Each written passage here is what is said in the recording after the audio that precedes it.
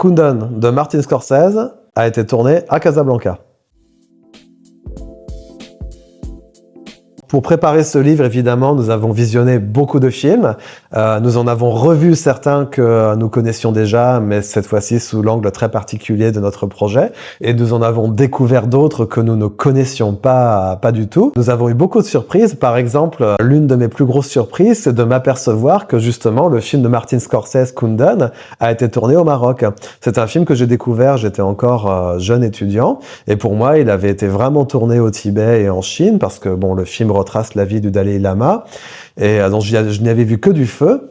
Et en revoyant ce film pour ce livre, j'ai reconnu Ouarzazate et sa région pour le Tibet, j'ai reconnu Casablanca qui sert à représenter Pékin, la place Mohammed V sert à représenter la place Tiananmen, et la wilaya, donc le palais du président Mao Tse-tung.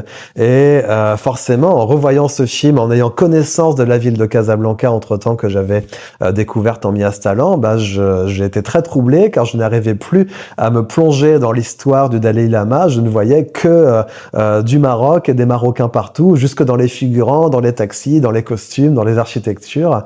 Et ça m'a beaucoup amusé car ça m'a permis aussi de voir à quel point le cinéma reste une illusion. Hein. C'est magique, ça fait rêver, ça fait réfléchir, ça fait avancer parfois aussi des choses dans la société, etc.